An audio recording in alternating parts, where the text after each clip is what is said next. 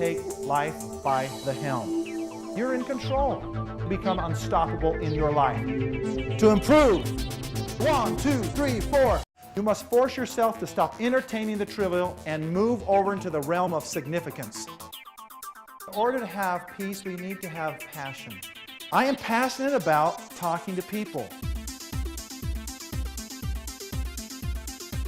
In life, there will be a mental illusion that wants to suck you back in again and again. And if there's one mental illusion in your life, where might fear be seeping in? Where might you be trying to control things that you can't be in control of, trying to manipulate other people? I was in Hawaii with my wife. It was our 10-year anniversary. So excited. Never been to Hawaii before. Pull up to Kauai on the North Shore. Big waves, steep beaches. Some of you have been to Hawaii. And I'm so excited. I can't wait. I get out of that car and I'm just hoofing down there to get into that ocean. And I run by a native Hawaiian lady. And I go, aloha! And I throw my towel down, rip my shirt off, rip my thong off, flip-flop, excuse me. So, and I just jump into that ocean. And have you ever been in a situation where you didn't have all the information you needed, but you should have? Because I notice all the locals are now getting out. And my first thought is, cool, I get the ocean to myself. I've never been in a situation like this before. I tried to walk out of that ocean, and I could not get out. It sucked me right back in. I'm going, woo! That was kind of crazy. I've never experienced an undertow current like that ever. So I tried again.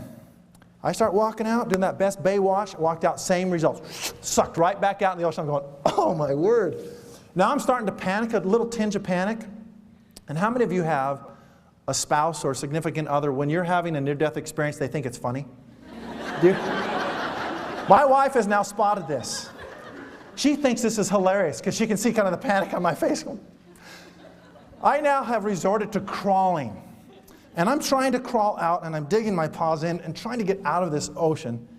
I'm sucked back out, only this time my suit, right down to my ankle. I'm like, I had to make a split-second decision. Split second. You either let go of this suit and have a chance to get free, or you hold on to it and you get sucked out a mile into the ocean. I let go of it. Now, I know some of you are into that kind of thing. I'm not. I am not. I am totally dying now. And I try again with my best to get out of there, and I'm sucked back out, thrown back onto the beach, arms and legs among other body parts, slamming on the ocean. It was truly a full moon that day. I am dying. I finally broke free. I did the two-handed cover-up, run to my towel, and said, come on, let's get out of here right now. These people have seen a lot more of me than I'm comfortable with. Cover myself up. We start walking out.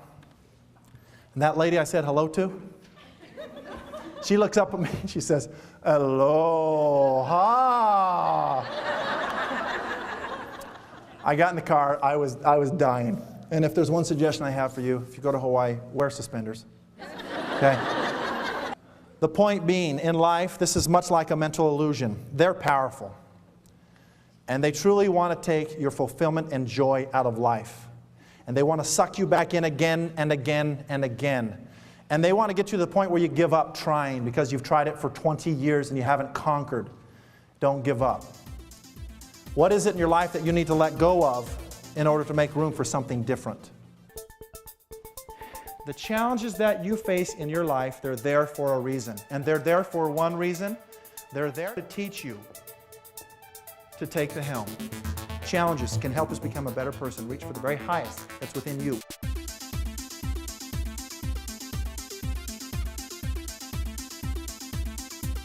Say that I represent the illusion of fear.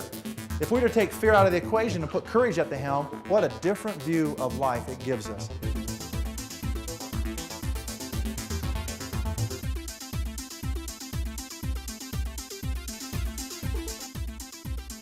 I love watching people. I'm in South Carolina. I'm in a hotel, flying back, just finished speaking. And there's a son and a father, obviously, as I'm listening to them. They're from New York, have the New York accent. And love watching people. We get on the shuttle bus, and apparently we're dropping the son off at the college, and the dad had come down to drop him off, and then he was flying back home. Well, as we're traveling along, as I'm watching people, we stopped in front of the college, the doors open of the shuttle bus, and the son grabs his bags, and he starts to walk away, and the dad then says, now go on! Son, get out of here, son. I love you. Son, look at me. Son, don't cause me any grief. You hear me? None. Now get out of here. I love you. The son continued to walk away, and I was going, wow. And then the dad goes, stop, to the bus driver. Son, you didn't give me a kiss. Get back here and give me a kiss. I know why you're going to college, because you're not using your God-given brain. Now get back here and give me a kiss. Son comes back.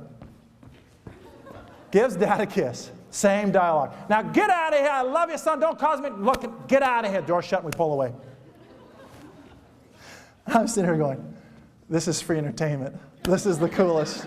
I'm loving it. We're so funny as human beings. I sat there just taking it all in. And I said to him, wow, I bet you've waited your whole life to send your son off to college. He said, oh yeah. And I said, man, and it shows. He said, although this day almost didn't happen. I love to hear people's stories. And I thought, ooh, we have a story here. I said, well, what do you mean? He said the day was September 11th. I was working at Morgan Stanley, Tower 2. And I went, well, what do you mean? He said, I'm glad to be here because it almost didn't happen. It was one man who made a decision. That's why I'm here today. I said, well, tell me the story. I'd love to hear what happened. He said, well, you know the story. At 8:48, Tower 1 was struck, September 11th. Port Authority told us everything's fine. In Tower 2, we did not need to evacuate. Rick Riscola, Senior Vice President of Security, made a decision. He said, I'm ordering the evacuation of all 3,000 employees.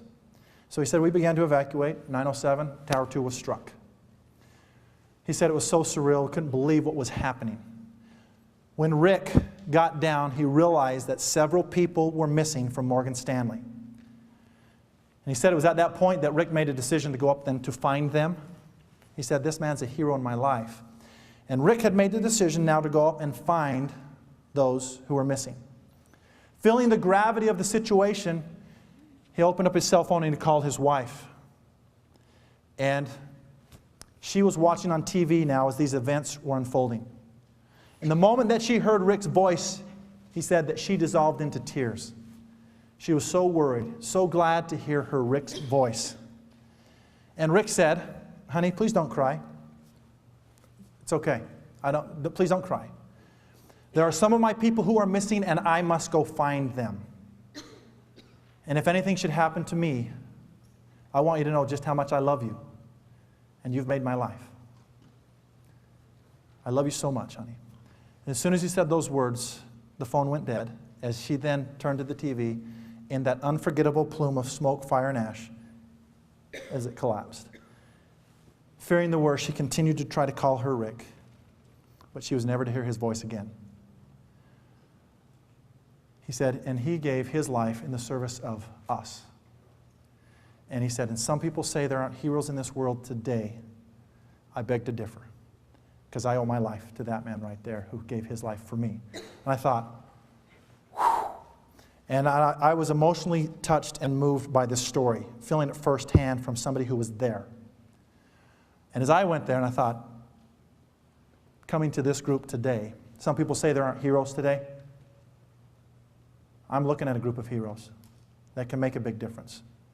And sure, the cynic and sarcastic part of you can blow it off and say, oh, don't get all gooey on me. That's baloney. Let's get real. I then came back to reality in the van, and I said, thank you so much for allowing me to see you tell your son not to cause you any grief. I really appreciate that. And you've touched me. The door's open. I grabbed my bag, started walking away. Get out of here! Don't cause me any grief. Now go on. I turned around. I said, can I have a kiss? Get out of here! Door shut and he pulled away. My friends, I hope at some level in your heart you see the importance often of a thankless position, a calling, if you will.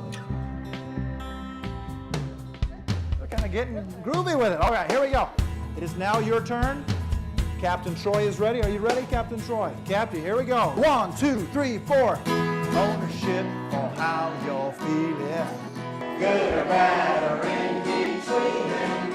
You must choose which way to be. As for me, all is through.